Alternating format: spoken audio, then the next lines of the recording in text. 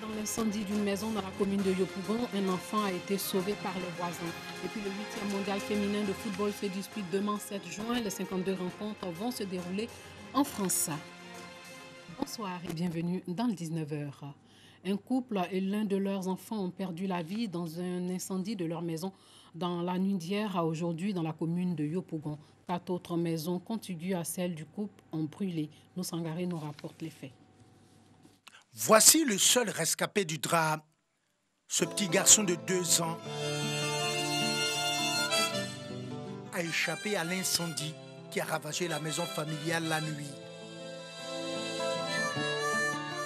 Lorsqu'on a forcé la porte pour rentrer ici, on a trouvé le garçon qui était juste devant la porte, et qui pleurait. Et le feu avait déjà pris et la chambre et le salon. Donc on ne pouvait plus arriver dans la chambre ni le salon pour constater les dégâts qui sont ici. Donc on a pu seulement récupérer l'enfant qui pleurait, puis bon, le mettre hors du danger. Il ne verra plus son père et sa mère, ni son petit frère, un bébé de 8 mois. Tous ont péri dans l'incendie. Le feu s'est déclenché dans la nuit, selon les voisins. Il y a ma maman qui s'est réveillée et puis elle a commencé à crier. Sortez, sortez, sortez. Donc en sursautant, on a vu effectivement la fumée a rempli notre maison. Mais il fallait sauver d'abord les vies humaines qui sont dans la maison. Au constat, c'est que toutes les portes étaient ouvertes sauf la porte du voisin. C'est en cela que le voisin et moi, on est venus forcer la porte. Et le feu avait déjà pris et la chambre et le salon. Donc on ne pouvait plus arriver dans la chambre ni le salon pour constater les dégâts qui sont ici. Une véritable tragédie pour le quartier Mondon dans la commune de Yopougon. Les parents sont encore sous le choc. Hier, j'étais ici, j'ai causé à maman tranquille, mon père. Moi et mon petit frère, on a ri ensemble.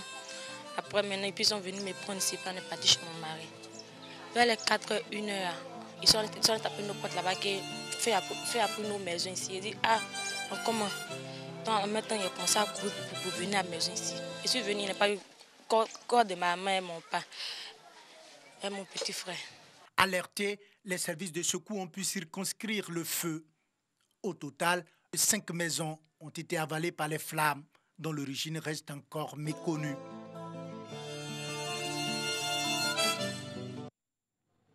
Sachez que le projet de loi instituant la nouvelle carte nationale d'identité CEDEAO a été adopté par les députés membres de la Commission des affaires générales et institutionnelles aujourd'hui même. Une loi présentée par le ministre de l'Intérieur et de la Sécurité, Sidiki Diakité. Réunis ce jeudi en Assemblée, ils étaient 28 sur 42 parlementaires membres de la Commission des affaires générales et institutionnelles.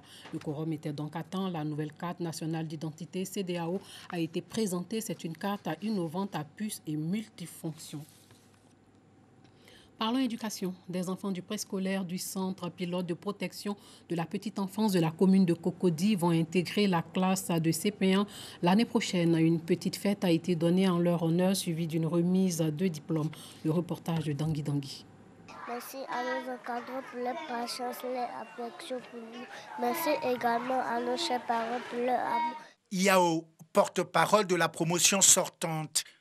Sa mère, comme les autres parents d'élèves, ne cache pas sa fierté. On a vu que les encadreurs ont mis tout à leur disposition pour donner une bonne formation à nos enfants. Vraiment, c'est un moment inoubliable pour nous. Il faut démontrer aux enfants qu'ils ont tout notre soutien. Parce qu'un père et une mère doivent être présents à côté de ses enfants quand il fait ses premiers pas. Et donc la formation au centre pilote, c'est considéré comme le premier pas que l'enfant fait dans la formation initiale et qui lui permettra certainement demain d'être quelqu'un dans la vie. Au total, 80 enfants achèvent ce jour leur formation au CPPE de Cocody. Ils embrassent dès la rentrée prochaine le cycle primaire. Dans ce centre, on peut y entrer dès l'âge de 3 mois et y rester jusqu'à 6 ou 7 ans. Au programme, la formation de base des enfants. On leur apprend la discipline à travers des activités. On leur apprend le travail bien fait selon des activités et on leur apprend à se développer globalement à travers des activités, l'éducation motrice. Notre rôle, c'est de toujours avoir les moyens pour mettre les matériels didactiques à la portée des enfants. Et c'est ce que nous essayons de faire aujourd'hui. Nous venons de construire avec nos moyens une crèche qui va prendre à peu près 300-400 enfants. Le centre de protection de la petite enfance pilote de Cocody est une école d'application et d'expérimentation de l'école des éducateurs préscolaires de l'INFES. Ce centre compte 5 classes, 2 petites sections, les oiseaux et les lucioles pour les enfants de 18 mois à 3 ans. Une moyenne section spéciale, les papillons, pour les enfants de 3 ans à 5 ans. 2 grandes sections, les lapins et les béliers, pour les enfants de 4 à 5 ans. En Inde, les parents peuvent scolariser leurs enfants en payant avec des déchets plastiques. Une école du nord-est de l'Inde a mis en place une nouvelle approche pour pousser la communauté locale à recycler leurs déchets plastiques. Les frais de scolarité en plastique pour scolariser gratuitement leurs enfants, les foyers sont invités à collecter le plastique utilisé qui sera recyclé dans les infrastructures scolaires. École gratuite pour petits écolos en Inde. Seuls frais, leurs déchets plastiques. Lorsque nous avons demandé aux parents du village d'envoyer du plastique pour la première fois, ils n'étaient pas très intéressés aux efforts de recyclage. Nous avons donc institué ce qu'on appelle frais de scolarité en plastique. Au lieu des frais de scolarité, les parents n'ont pas à payer d'argent pour l'école. Mais nous leur disons, au lieu de nous envoyer de l'argent, envoyez-nous vos déchets plastiques. Si vous voulez que vos enfants étudient ici gratuitement, vous devez participer aux efforts de recyclage. Et tous les parents signent un engagement pour ne plus jamais brûler du plastique. Nous voulions enseigner nos élèves à l'environnement et nous avons pensé que la meilleure manière de le faire serait de collecter des déchets plastiques. Parce que tout le monde utilise du plastique à usage unique à la maison et les élèves apprendront les effets néfastes du plastique s'ils commencent à travailler dessus.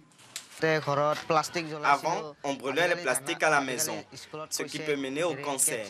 Donc, on ne brûle plus les plastiques maintenant. Nous en apportons 2 fois par semaine.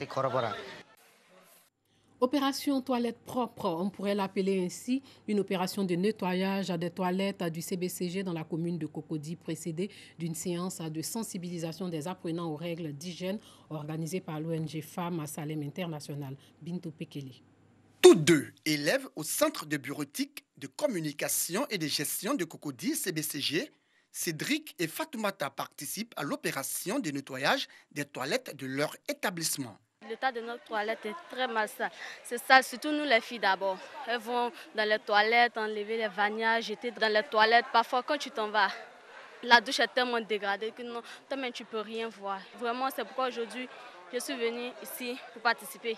Les gens chargés à rendre les toilettes propres font leur travail. C'est nous-mêmes les étudiants et élèves qui salissent les toilettes. Si l'établissement a décidé pour que l'ONG vienne, c'est pour nous-mêmes nos propres santé. Dans le cadre de l'opération de nettoyage, Laurence a participé à une conférence de sensibilisation sur les règles d'hygiène relatives aux effets de la puberté chez les jeunes filles. Souvent, quand je me mets dans les toilettes, souvent quand je rentre à la maison, je sens des émotions. J'ai appris que je dois me mettre ensemble avec mes camarades ensemble pour pouvoir nettoyer les toilettes, pour que ça soit bien propre. Cette opération de sensibilisation des élèves et de nettoyage est chère au directeur général du CBCG de Cocody et à l'ONG Femmes Salem International. Il faut dire que nous avons un effectif de 3000 étudiants et nous n'avons pas suffisamment de toilettes. Et c'est la première raison.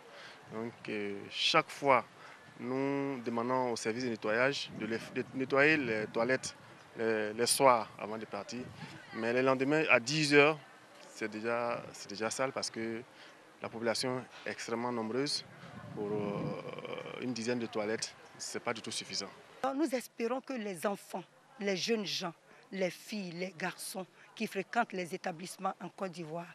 Et au-delà de ces personnes, toutes les personnes qui vont regarder ces éléments-là, qu'ils soient sensibilisés sur l'environnement sain, qu'ils soient éduqués sur le plan environnemental. Les membres de l'ONG, les élèves et les étudiants ont retroussé les manches pour rendre propre l'environnement du CBCG de Cocody. L'ONG Femmes de Salem International envisage ouvrir cette action à d'autres établissements dans les jours à venir. Parlons de ce concours culinaire à l'école. Les métiers de l'alimentation peuvent être une solution à la problématique de l'employabilité en Côte d'Ivoire. C'est ce que pense en tout cas le directeur de la vie scolaire lors de la récente cérémonie de remise des prix aux différents lauréats de la 2e édition du concours culinaire inter-école dénommé Cotrossi. Après l'effort, la récompense. Vainqueurs il y a quelques mois du concours culinaire interécole, les lauréats issus des cycles primaires et secondaires sont ici récompensés par l'ONG Côte-Rossi et l'autorité de tutelle. En leur remettant ces gazinières et autres réfrigérateurs, les initiateurs entendent promouvoir au mieux la culinaire depuis le bas âge. Nous nous sommes dit par la suite que si nous voulons pérenniser notre patrimoine culinaire et gastronomique, il faille que nous allons vers la base, c'est-à-dire les enfants. C'est pour cette raison que nous avons demandé le partenariat avec le ministère de l'Éducation nationale, de la formation professionnelle. On était vraiment ravis. C'était une joie de valoriser d'abord la culture africaine, de montrer que des jeunes filles comme nous sommes capables de maîtriser aussi la culture. Promouvoir la diversité culturelle et la cohésion sociale à travers la cuisine, mais pas seulement. Pour Nicolas Efembra, directeur de la vie scolaire, ce concours culinaire interécole est aussi une solution à la problématique de l'employabilité en Côte d'Ivoire. Cette initiative rentre dans le cadre de la mise en place aussi de dispositions pour permettre aux enfants d'avoir des talents, des compétences, tout ceci dans le cadre de la résolution de la problématique de l'employabilité en Côte d'Ivoire. Les enfants pensent qu'à la fin des études, lorsqu'on obtient des diplômes, on doit attendre un éventuel emploi d'une société. Alors qu'en apprenant à cuisiner directement, eux-mêmes, ils peuvent avoir leur propre métier. De ce concours interécole qui a opposé des écoles primaires et secondaires du district d'Abidjan et de la commune d'Anyama, ce sont les 3 premiers de chaque cycle qui ont été récompensés. Rappelons qu'il fallait présenter au jury un mets traditionnel originaire de l'une des régions de la Côte d'Ivoire.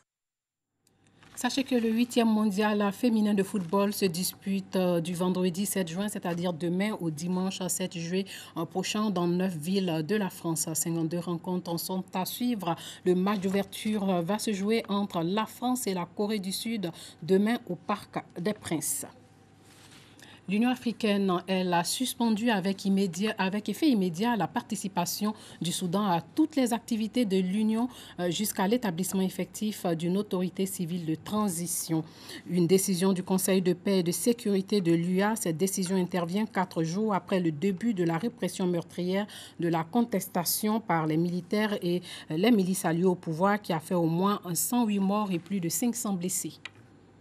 Et puis les bruits des villages à bientôt classés au patrimoine national en France. En tout cas, c'est le vœu d'un maire. Dépité de voir des ruraux traîner en justice pour les bruits de leurs coqs, vaches et autres ânes. Un élu du sud-ouest de la France veut faire classer les bruits de la campagne au patrimoine national. Une vache qui meugle, un coq qui chante ou des cloches qui résonnent dans le village. Ces symboles si françaises sont-elles menacées? C'est la crainte du maire de Gajac, un petit village du sud-ouest. Dépité de voir de plus en plus de villageois traînés en justice par de nombreux habitants gênés par les bruits, il veut faire classer les sons de la campagne au patrimoine national. C'est une humiliation vue par le campagnard de passer en justice à cause de quelqu'un qui vient de l'extérieur. Les gens qui viennent de la ville, ils sont les bienvenus à la campagne. Hein. On la respecte, on la respecte telle qu'elle est, c'est tout. On ne demande pas plus. Hein. Quand je vais en ville, moi, est-ce que j'ai demandé que les feux rouges soient enlevés, que les voitures soient sorties? Enfin, je ne sais pas, moi. Dernière affaire en date, celle du coq-au-nou sur l'île d'Orléans. Trop bruyant pour des voisins d'une résidence secondaire. Sa propriétaire doit être jugée bientôt à Rochefort. Une aberration pour cette idylle. Le coq, c'est quand même l'emblème de la France. Et alors, qu'on sublime le coq de Paris, c'est très bien, mais au moins qu'on laisse nos coqs, nous, chanter s'ils ont envie, quoi. Je ne demande pas l'impossible, hein. On demande simplement d'être raisonnable, c'est tout. À Gajac, pas question que les cloches se taisent et pas de procès en vue. Mais selon cet habitant, des bisbires ont eu lieu. Et les gens se sont plaints que le coq il chantait, quoi. Alors, et puis sur le coup de midi, les cloches sonnaient. Alors à un moment, il faut savoir ce qu'ils veulent. S'ils veulent être à la campagne pour entendre les cloches ou vivre un peu tranquille, quoi. Alors Finalement, ils ne sont pas restés longtemps. C'est dans une lettre adressée à ses administrés que le maire a exprimé son ras-le-bol. Nous demandons solennellement que le chant du coq, la cloche de l'église, le braiement de l'âne, le meuglement des vaches soient proclamés patrimoine national et qu'aucun procès ne puisse, à compter de ce jour, leur être intenté. Depuis, il reçoit chaque jour des dizaines de messages de soutien de toute la France, car les plaintes se sont multipliées ces dernières années. En 2016, un couple de Périgourdins a été condamné à combler une mare où des grenouilles croissaient trop fort. L'été dernier, c'est un maire du Var qui a reçu une plainte de vacanciers et qui voulait faire taire des cigales. Aujourd'hui, ce maire n'espère qu'une chose, que les députés se saisissent rapidement du dossier. Voilà, c'est la fin de ce journal. Merci de l'avoir suivi et portez-vous bien.